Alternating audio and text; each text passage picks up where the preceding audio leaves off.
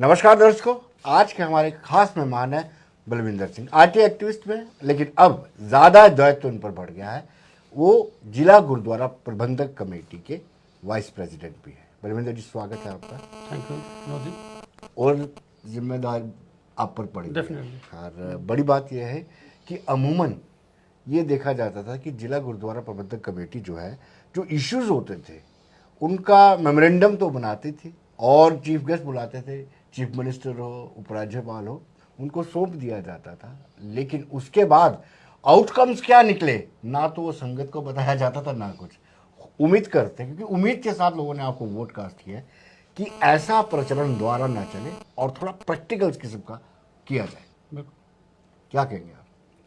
Vinod ji, definitely जो आपने कहा बिल्कुल ठीक कहा, क्योंकि हर शख्स जब इलेक्शन में जाता है कंटेस्ट करने के लिए अपना अपना वो विजन डॉक्यूमेंट लेके जाता है। जी, रोड मैप होता है। मैं रोड मैप, मैनिफेस्टो जिसे कह लीजिए, वो जी, लेके जाता जी। है।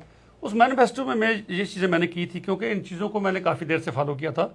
क्योंकि जम्मू कश्मीर की जितनी भी DGPCs हैं, इनको मैंने RTA के दायरे के अंदर लाया था, जी, जम्मू डिवीजनल कमिश्नर ऑफिस में केस करके और फिर कश्मीर में जाके। तो क्योंकि ये देखा गया था कि, और एक बार मैंने इनको RTA लगा के भी ये पूछा था कि आपने पिछले 5 साल में कितनी बार फंक्शन किए, गुरुपुरब कितने बार मनाए गए और वहाँ पर क्या क्या रेजोल्यूशन पड़ा, और उस रेजोल्यूशन की इम्प्लीमेंटेशन के लिए आपने क्या क्या किया। right। अगर किसी को लेटर लिखी है तो मुझे लेटर की कॉपी दे दो। तो आप सुन के हैरान हो गए कि मुझे वहाँ प्रधान साहब ने बुला के कहा, कहता है यार जो सवाल आपने पूछा है इसका जवाब हमारे पास नहीं है, क्योंकि 5 बजे जब वहाँ खत्म होता है, गुरुपुरब मना के हम हटते हैं, तो वो रेजोल्यूशन कहीं साइड पर छोड़ देते हैं, उसको फॉलो करने का किसी के पास टाइम ही नहीं होता। तो फिर कहीं ना कहीं लोगों के साथ धोखा किया जाता था, क्योंकि जब ये रेजोल्यूशन पढ़ते थे लोगों को फिर कहते थे भाई एक बोले सोनिहाल का नारा लगाओ, जयकारा लगाओ, इसकी प्रवानगी करो।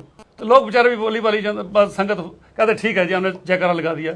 लेकिन नेक्स्ट ईयर कभी वो ये नहीं बता पाते थे संगत को भाई पिछली बार अगर 10 डिमांड थी, कितनी डिमांड हमारी पूरी हुई और सरकार बाकी 8 रहेगी, 10 में से 2 पूरी होगी, तो हमने इतनी जदोजहद की। अब 8 में अगर कोई और ऐड, अब उसको कैसे रेक्टिफाई करेंगे? जो पुराना प्रचलन है वो ना चले आगे फॉरवर्ड। देखिए, तो हमने अपने विजनरी डॉक्यूमेंट में यही कहा था कि हम अगर रेजोल्यूशन पेश करेंगे तो रेजोल्यूशन पेश करके संगत को ये आश्वासन देंगे गुरु ग्रंथ साहब की हजूरी में कि अगर ये रेजोल्यूशन पढ़ा गया, इसकी इम्प्लीमेंटेशन के लिए एड़ी चौड़ी का जोड़ लगाएंगे।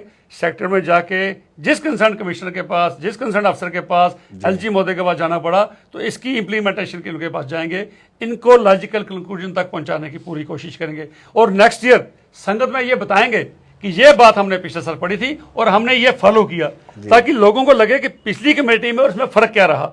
हमने फॉलो करने का लोगों को यकीन दहानी कराई है, भाई हम इन चीज़ों को फॉलो करेंगे, आपके साथ जो धोखा होता था वो नहीं करेंगे। एज एन एक्टिविस्ट लोगों ने मुझे आजमाया हुआ, देखा हुआ, पर मैं कम्युनिटी के काम करता हूँ, पहले सबके करता हूँ, irrespective of caste, colour, creed, सबके करता हूँ। लेकिन अब थोड़ी सी जिम्मेदारी मेरी ये बढ़ गई है कि अपनी कम्युनिटी की रिस्पॉन्सिबिलिटी मुझ पर आई है, और लोगों ने बड़े अच्छे मैंडेट से मुझे 56% मैंने वोट देके जिताया, क्योंकि मेरे जो विजन डॉक्यूमेंट को देख के, एक तो मैंने कहा था एज एन एक्टिविस्ट होने के नाते मैं ये करूंगा कि मेरी ट्रांसपेरेंसी लाएंगे, हम ट्रांसपेरेंसी को लाएंगे, क्योंकि पिछली कमेटी में हमने देखा कि 2-2 साल के बाद, 3-3 साल के बाद लोगों ने प्रेस कॉन्फ्रेंस करके एलिगेशन लगाए कि उस कैशियर ने इतने पैसे खा लिया, उसने इतना खा लिया। हमने लोगों को एश्योर किया था भाई इससे बहुत बड़ी कम्युनिटी की बदनामी होती है, हम ऐसा मौका नहीं आने देंगे। हम हर महीने अपना रेवेन्यू और एक्सपेंडिचर की डिटेल एक अपनी वेबसाइट बनाएंगे, DGPC की अपनी वेबसाइट हो, रेवेन्यू और एक्सपेंडिचर की डिटेल हम उस पर डाल दें, ताकि हर लोग RTA लगाने की किसी बलविंदर जी, एक मरतबा हमने बहुत मरतबा देखा, एक मरतबा नहीं, इसको राजनीतिक अखाड़ा बना दिया जाता है। गुरुपर्व के अवसर पर जब बड़ा समारोह किया जाता है, उस दौरान किसी पॉलिटिशियन को बुलाया जाता है ऊपर, उसको मेमोरेंडम सौंपा जाता है, और जो पार्टी हुकूमत में होती है वही राजनीतिक अखाड़ा बना लेती है। बिल्कुल आपने सच कहा। और हमने सबसे पहले नोची आते ही ये फैसला किया कि एक तो ठीक है, अब अगर आप किसी को कोई सीनरी पेश करते हो या कुछ और चीज़ें पेश करते हो आप कर सकते हो, लेकिन जो आपके धार्मिक चिन्ह होते हैं वो जब आप सियासी लोगों को वहाँ प्रेजेंट करते हो तो कहीं ना कहीं युवाओं में रोष रहता है, संगत में रोष रहता है। आप हर शख्स को वो जैसे भगवा जो हम कहते हैं पटका हमारे में, वो सरोपाव देते हैं, हम उसे बड़ा धार्मिक मानते हैं। तो वो जो लेके जाता है वो कहाँ रखता है, उसके साथ कहीं जूते तो नहीं साफ करता, वो कहाँ रखता है, उसकी वो इज्जत करता नहीं करता, हम क्यों इन लोगों को देते हैं। और वाकई DGPC के ज़्यादातर मेंबरान ने इसको सियासी खड़ा बना के रखा। कई बार हमने ये भी देखा कि वहाँ पर मर्यादा की इतनी धज्जियाँ उड़ाई गई, कीर्तन करने वालों को कीर्तन करते करते रोक दिया, नहीं भाई इस VVIP ने जाना है तो 5 मिनट ठहर जा, इसको भाषण देने दे, इसने जाना। तो लोगों ने बड़ा महसूस किया भाई गलत हो रहा है। हमने अपनी संगत को अपने मैनिफेस्टो में आश्वासन दिया था, वीवीआईपी कल्चर को खत्म करेंगे। विनोद जी, एक बार मैं आपको बताऊं, कभी भी अगर किसी स्टेज पे स्टेट गवर्नमेंट को अवार्ड देती है, सेंट्रल गवर्नमेंट को देती है, उसकी अचीवमेंट बताती है, इसकी मेंटो या इस किस्म का वो उसको देंगे, लेकिन उसकी संगत में उसकी बताएंगे भाई इस शख्स की हमारी कम्युनिटी के प्रति ये कंट्रीब्यूशन है, हम इसके पास ये डिमांड लेकर गए थे, इस शख्स ने हमारी डिमांड मांगी है, आज इसको हम फूलों की महिला पे लाएंगे। बलविंदर जी, बहुत सारे गुरुद्वारे अधीन में नहीं है, उसको क्या अपने अधीन लेंगे आप? जिला गुरुद्वारा प्रबंधक कमेटी उसको अपने अधीन रखेगी? कमेटियां पैसा खा जाती हैं, हम इनके अंडर क्यों आए? हम अपने लेवल पे अच्छा काम करते हैं। तो मैं समझता हूँ जो काम अगर हम अच्छा करके बताएंगे, अच्छे वो देखेंगे, बड़े अच्छे तरीके से, अगर हमने जो पुराने कमेटी से अच्छे उसको रिफॉर्म्स किए, जैसे आज ही हमने एक प्रेस कॉन्फ्रेंस की विनोद जी, क्योंकि हमारी कम्युनिटी की बहुत बड़ी डिमांड थी, हमारे जो हमारे एम्प्लॉइज होते हैं ना, उनकी एम्प्लॉइज, मुझे आपको बताने में भी शर्म आएगी कि 6,000, 5,000, 8,000, 10,000, तो आज की डेट में अगर जिसकी 6,000 है, 700 रुपये तक लेबर क्लास रहती है, तो हमें भी दुख होता है अगर हमारे जो गुरु घर की जो सेवा करते हैं उनकी सैलरी का। हमने अपने मैनिफेस्टो में तकरीबन सब लोगों ने 90% कैंडिडेट्स ने ये रखा था कि इनकी सैलरी इन्हांस करके, तो आज हमने उनको ये तोहफा दिया है कि आज उनकी सैलरी हमने बेसिक पे 10% हमने इन्हांस किया, और वो 10% ऐड करके उसके ऊपर 7.5% डीए उनको अनाउंस किया, और ये भी कहा कि ये डीए हर साल 1 जुलाई को हर साल बढ़ जाएगा और ऑटोमेटिकली उनकी सैलरी में ऐड हो जाएगा। इसके अलावा एक और बहुत बड़ी चीज़ हमने जो की है कि जब कोई हमारा गुरुद्वारे का कोई रागी या भाई साहबान कोई बीमार होते थे ना, तो लोगों से डोनेशन मांगनी पड़ती थी, तो ये बेचारा गरीब आदमी है, इसके लिए डोनेशन दे दो। क्यों भाई, ऐसा क्यों? जो गुरु महाराज की सेवा करता है वो डिग्निफाइड लाइफ एक कम से कम डिजर्व करता है, उसके बच्चे डिग्निफाइड लाइफ डिजर्व करते हैं, उसकी अकोमोडेशन हो। इसके लिए हमने EISI से बात की है, मैं डिप्टी डायरेक्टर से मेरी अपॉइंटमेंट ली थी, उनसे बात की, बड़ी अच्छी सेंट्रल गवर्नमेंट की स्कीम है। उन्होंने कहा जी बिल्कुल, धर्मा ट्रस्ट भी आता है, आप भी आते हो, आप आइए, हम अभी हेल्प करते हैं। हमारे कम से कम जो मुलाजम हैं तो उन सबको हम ESIC के अंडर लाएंगे, और 1 महीने के अंदर उनको, आज हमने उनको सैलरी का तोहफा दिया, अगला तोहफा हम उनको ये देने जा रहे हैं कि ये इंश्योरेंस कवरेज पॉलिसी मिलेगी, उनके पूरे परिवार को मिलती है। मैं सुन के ये स्कीम हैरान हो गया, आयुष्मान तो उसके लिए कुछ भी नहीं है, उसके आगे कुछ भी नहीं है, ये अनलिमिटेड पैसा मिलता है। आयुष्मान 5 लाख की लिमिटेशन है, इसमें लिमिटेशन कोई नहीं, किसी की किडनी को ट्रांसप्लांट करनी पड़ती है, 20 लाख 30 लाख वो मिलता है। अगर कोई 4 महीने 5 महीने बेड रिटर्न हो जाता है, आप नहीं सर्विसेज कर सकता, उसको उसकी 75% सैलरी मिलती है जी। अगर इन केस उसका कोई एक्सीडेंटल डेथ हो जाती है, उसकी हाफ सैलरी, उसकी तार जिंदगी उसके डिपेंडेंट्स को पेंशन मिलती रहती है। तो ये एक मैं समझता हूँ बहुत बड़ी अच्छी स्कीम है, तो उसको भी कुछ देर के बाद उसको भी एक तोहफा। बलविंदर जी, कमेटी किसी राजनीतिक प्रभाव में ना आए, किसी पॉलिटिकल पार्टी के प्रभाव ना आए, इसको लेकर के भी आपको कुछ सोचना होगा। कोई ये ना हो कि कोई कुछ सदस्य किसी खास पार्टी से जुड़े हुए हों और वो कमेटी को उस डायरेक्शन में ले चले। देखिए बिल्कुल नहीं, क्योंकि हमारे जो भी लोग हैं बिल्कुल नॉन पॉलिटिकल हैं सारे, पॉलिटिकल एफिलिएशन किसी की नहीं है, हो भी अगर किसी को अपने लेवल पे मुबारक हो, लेकिन उनका प्रभाव हमारी इस कमेटी के किसी डिसीजन मेकिंग पे नहीं होगा। जो डिसीजन लेंगे हम इंडिपेंडेंट लेंगे। बाकी सियासी लोगों से मिलना भी ज़रूरी है, क्योंकि सरकार के साथ मेल जोल से ही टेबल पे बैठ के ही बातें हल होती हैं, सरकार से ही मांगना पड़ता है, सरकार से ही लेना पड़ता है। यह भी नहीं कि सरकार से बिल्कुल ही दूर होकर चले जाएंगे, लेकिन सरकार के साथ मैं इन्फ्लुएंस सरकार का हमारे किसी डिसीजन के ऊपर ना पड़े, ये हमें पूरा आश्वासन है। क्योंकि हमारे जितने भी लोग हैं बड़े धार्मिक हैं, इनमें पॉलिटिकल नहीं है, सारे ही धार्मिक हैं। और जो मैं समझता हूँ रिलीजियस लोग होते हैं और जो लोगों के साथ गुरुद्वारे में बैठ कर कमिटमेंट करके आते हैं, सियासी लोगों में रिलीजियस लोगों में यह फ़र्क रहता है, क्योंकि सियासी लोगों को जीतने के लिए झूठ का सहारा लेना पड़ता है, तो धार्मिक लोगों को झूठ का सहारा हम नहीं ले सकते। गुरुद्वारे में बैठ कर, गुरु घर में बैठ कर जो भी बातें की हैं उनको मानने के लिए, उनको करने के लिए बातें होते हैं, वहाँ झूठ सियासत में चलता है, धार्मिक बातों में। बलविंदर जी, जिला गुरुद्वारा प्रबंधक कमेटी के इलेक्शन में भी बहुत लोग बहुत पैसा खर्च करते हैं, उसके पीछे क्या मंशा रहती है? क्या उन्हें सेवा करनी होती है या उनकी निगाहें जो गुरुद्वारे की प्रॉपर्टी या उनकी दुकानें हैं उन पर रहती है?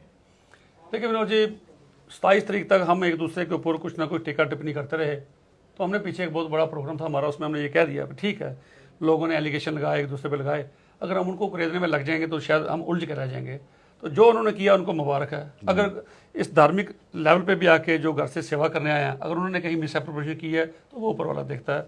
अब हमें भी लोग कहीं कमेंट्स करते हैं भाई इनका भी ऑडिट कीजिए, अगर हम ऑडिट करके प्रेस कॉन्फ्रेंस करके उनके ऊपर एलिगेशन लगाना शुरू कर देंगे, उसकी रिकवरी तो कुछ होने वाली नहीं है। हम अपने जो 5 साल उन चीज़ों में ज़ाया करने वाले नहीं हैं। हम अपने 5 साल, एक एक दिन बड़ा कीमती है, 5 साल मिले हैं। और मैं ये भी कहता हूँ कि कई कमेटियों ने 8-8, 10 साल निकाल दिए, हमारा 5 साल टाइम पूरा होगा, 2 महीने पहले सरकार को लिख देंगे भाई हमारा टाइम 2 महीने बाद पूरा होने जा रहा है, आप इलेक्शन की तैयारी कर दीजिए, जो वोटर बनानी है, जो इश्यूज करने हैं, आप उसको तैयारी कर दीजिए, हम छोड़ने के लिए तैयार हैं। और उसके बाद लोग देखेंगे किस किस ने क्या काम किया, पहले ने क्या किया, अब क्या किया। अगर अच्छा काम करेंगे, मैं समझता हूँ दोबारा लोगों के घर जाके वोट मांगने की जरूरत किसी कैंडिडेट को नहीं पड़नी चाहिए। तो अगर अच्छा काम करेंगे वो लोग देखेंगे, लोग जज करेंगे किसकी परफॉर्मेंस है।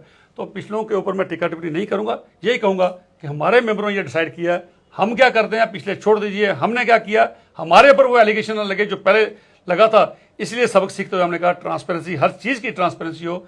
जितने गुरुद्वारे हमारे डीजीपीसी में आते हैं उनमें कम से कम मंथली अकाउंट्स लोगों के सामने पढ़ दिया जाए, भाई ये हमारा इनकम था, ये डिटेल। और एक चीज़ आपने और सवाल मुझसे किया कि गुरुद्वारे जो बाकी नहीं है उनको लेने के लिए भी आप क्या करेंगे। देखिए लीगली हमारे पास 3-4 जजमेंट्स हमारी कोर्ट की हमारे पास आई हैं। सुप्रीम कोर्ट की भी रूलिंग है कि जहाँ पर गुरु ग्रंथ साहब प्रकाश हैं, जो पैसा संगत के पैसे से, गुरुद्वारा संगत के पैसे से बनता है, जहाँ संगत आती है उसको हम गुरुद्वारा कह सकते हैं, वो किसी की पर्सनल प्रॉपर्टी नहीं है। और जहाँ गुरुद्वारे हैं, फिर गुरुद्वारों की मैनेजमेंट के लिए गुरुद्वारा रिलीजियस एक्ट बना हुआ है, रिलीजियस एंड एंडोमेंट एक्ट बना हुआ है, ऑटोमेटिकली ये उनके अंदर आते हैं। बात वही आती है, तो पहले लोग नहीं चाहते थे कमेटियों की वर्किंग देखकर, अगर वर्किंग कमेटियों की देखकर अच्छी उनको लगेगी, भाई इन कमेटियों ने लोगों को एजुकेशन के लिए किया है, पंजाबी को प्रमोट करने के लिए कुछ किया है, रागियों की तनख्वाह के लिए कुछ किया, तो डेफिनेटली वो भी सोचेंगे। क्योंकि विनोद जी एक हमारी कंस्टेंट है कि हमारे पास कई गुरुद्वारा साहब ऐसे हैं जिनके रेवेन्यू है, उससे हम कुछ थोड़ा बहुत काम कर सकते हैं। बाकी जो मेजर गुरुद्वारे हैं वो हमारे उससे बाहर हैं। तो जब तक हमारे पास फंड्स नहीं होंगे तो हम जो लोगों के साथ वायदे किए हुए हैं, हमारा दिल करता है कि 10% की जगह 15% सैलरी इनहांस करें, लेकिन हमारा बजट अलाउ नहीं करता। तो उसके लिए लोगों को भी कन्विंस करेंगे, भाई अगर घर में 4 भाई हैं, 2 भाइयों की इनकम अच्छी है, 2 की नहीं है, तो उनको भी चाहिए कि उनके लिए कंट्रीब्यूट करें जो कमजोर है। क्या अपने गुरुद्वारा की प्रॉपर्टी किसी ने इंक्रोच कर रखी है, क्या उसको रिट्रीव करवाएंगे आप? देखिए उसमें भी वो भी एक बहुत बड़ा मुद्दा है, वो भी एक सेंसिटिव इशू है। वो भी अगर उस सेंसिटिव इशू में इन्वॉल्व होकर रह जाएंगे तो शायद हर तरफ से ये प्रेशर बन जाएगा, भाई इस कमेटी को भी इलाज करो, इसको तोड़ो, इसके मेंबर को कहीं ना कहीं करके इसको तोड़ने की कोशिश करो। तो कुछ चीज़ें तो सोसाइटी में हर तरफ हैं, हर जगह चलती हैं, दरबार ट्रस्ट में हमारी तरफ है, हर जगह ये चीज़ें हर जगह हैं। अब उन लोगों को अगर उनके करने को लग जाएंगे, चलो जो अगर किसी के 10 कनाल थी 2 कहीं कर रही है, 8 कनाला, हमारा ये लोगों को हमने आश्वासन दिया था अगर हम आएंगे 1 इंच जमीन कम नहीं होने देंगे। अगर जितनी है उससे कम 8 कनाल अगर हमें मिलेगी किसी के द्वारा की जमीन, 8 कनाल से हम 1 इंच कम नहीं, अपनी जान दे देंगे, 1 इंच जमीन कम नहीं होने देंगे। और ये भी कहा था कि पहले लोगों ने ये भी एलिगेशन लगाए कि किसी ने दुकान किसी को दे दी, जिस दुकान की कीमत अगर मार्केट में 20 लाख मिलता था उसको 5 लाख में दे दी, या किसी ने ऐसा कर दिया।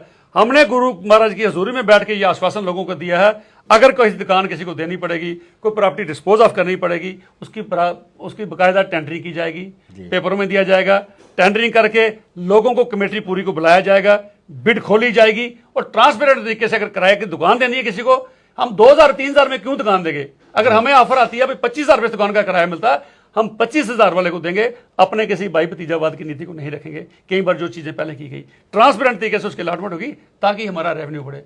रेवेन्यू बढ़ेगा, हमारी कम्युनिटी में भी बड़ी विडो ऐसी हैं जिनको हमारे सहारे की जरूरत है। कई बच्चे ऐसे हैं जिनके पेरेंट्स नहीं पढ़ना चाहते हैं, अच्छे मेरिटोरियस स्टूडेंट्स हैं, नहीं पढ़ पाते। हम चाहते हैं कि उनके लिए फाइनेंशियल हेल्प करें। ये चीज़ें तभी मुमकिन है जब हम हमारा रेवेन्यू जनरेशन को इंक्रीज करेंगे, तभी ये चीज़ें मुमकिन होगी। बलविंदर जी, आपकी समाज के प्रति, अपने समुदाय के प्रति रिस्पॉन्सिबिलिटी बनती है। और दूसरी बड़ी बात यह है कि मैं कहूँगा कि सबसे खतरनाक जो इशू है, ये नशा लगातार बढ़ता जा रहा है, और जो रिलीजियस प्रीचर्स होते हैं वो इस पर कंट्रोल कर सकते हैं। क्या कुछ ऐसा मैंडेटरी किया जाएगा कि गुरुद्वारे में जब भी पाठ होता है उस दौरान ये भी शिक्षा दी जाए कि नशे से दूर रहना?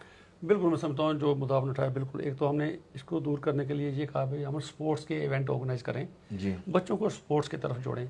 एक नेशनल स्पोर्ट्स कोई हॉकी का टूर्नामेंट एक एनुअली को ज़रूर करें, बच्चों को उस तरफ जोड़ें। और हमने ये भी आपने देखा होगा पीछे गुरुपुरम हमने मनाया, हमने मेरिटोरियस स्टूडेंट्स को वहाँ हॉनर किया जी। पहले हमने 90% के ऊपर रखा, वो सैकड़ों की तादाद में लोग आ गए। फिर हमने उसको 95 किया, फिर भी 50-60 लोग हमारे पास आए। तो हम अगली बार से करेंगे, टॉप 10 लोगों को अवार्ड देंगे, जो अच्छे स्पोर्ट्समैन हैं उनको अवार्ड देंगे, जो IAS KS करके आते हैं उनको अवार्ड देंगे। और जो हमारे प्रीचर्स हैं, जो हमारे धार्मिक प्रीचर्स हैं, उनकी भी ये ड्यूटी हमने असाइन की है। हम उनको बोले, कहने की ये हमारा मूड है, उनको बिठा के अगर उनकी सैलरी अनाउंस की है कि उनकी भी कोई ड्यूटीज़ बनती हैं। और उनकी ड्यूटीज़ ठीक है, एक पंजाबी पढ़ाना, बच्चों को रिलीजियस तालीम देना, लेकिन उसके साथ साथ एक अच्छा इंसान बनाना, इस नशे की लत से कहीं ना कहीं दूर करना। तो क्योंकि गुरुद्वारे में जब कुछ आता है तो वो जो लोग वहाँ प्रीचर्स हैं उनका बहुत बड़ा रोल बन जाता है। बाकी धार्मिक थोड़ा उसको 2 मिनट की शॉर्ट कर लीजिए, कटेल कर लीजिए टाइम, लेकिन इस इशू पे जरूर बात कीजिए।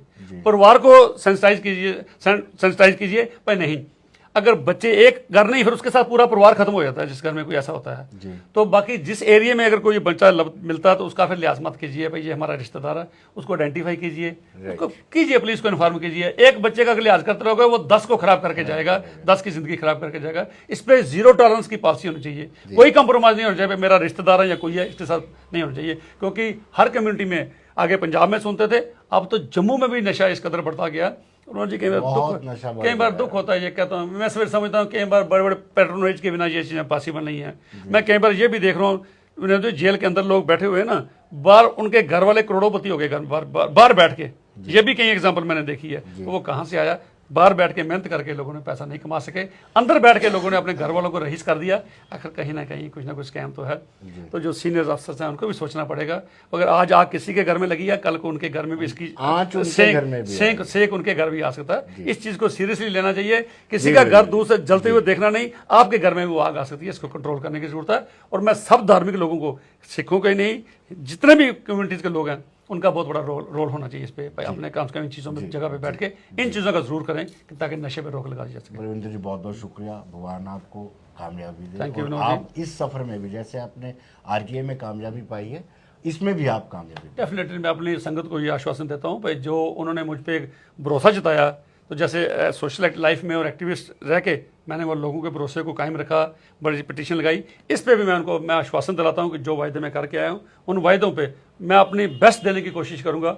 तो मैं इसी उम्मीद के साथ आपके धन्यवाद।